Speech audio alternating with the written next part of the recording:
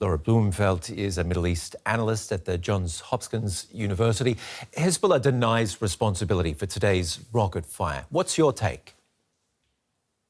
Well, I think that's very interesting. No one has claimed responsibility because, as Lebanon's president said, we would like to avoid getting dragged back into a cycle of violence, that devastating war between Israel and Hezbollah. 4,000 Lebanese were killed and over 1 million were displaced.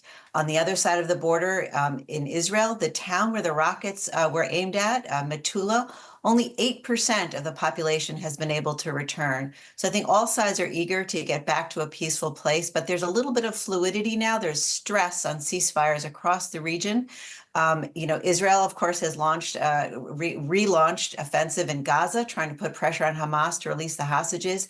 The United States had a major escalation against Yemen, against the Houthis, who've been attacking global shipping. And so I think what we're seeing here right now is kind of a test drive for both President Trump, who's asserting kind of a peace through strength philosophy in the Middle East, and then Netanyahu, who had really turned the point, turned the tide for Israel against their war against multiple fronts, as they're looking forward to negotiating with Iran on their nuclear program. That's going to happen next week. 2 Israeli senior officials are coming to Washington. So part of this, I think, is bombing people back to the negotiating table and setting a kind of strong table for the United States and Israel as they face down those Iranian proxies and Iran itself. Of course, the ceasefire in Gaza has collapsed. So would this be a time for Hezbollah to strike? Is it back to a two-front war for Israel? Well, I mean, ideally for Hamas, it would be a multi-front war. They called it the Al-Aqsa flood. They were looking for help from, all the regional proxies of Iran. The Houthis certainly are trying. They launched ballistic missiles against Israel. Instead of a flood, I would call it a trickle.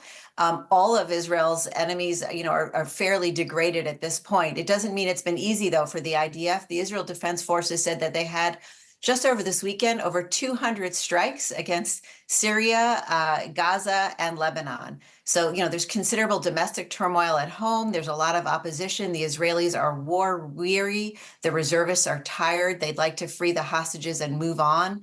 But the government, the Israeli government feels like this is their opportunity. They're not going to take chances. They were kind of been on defense. They're being very proactive on offense. Laura Blumenfeld, thank you very much for your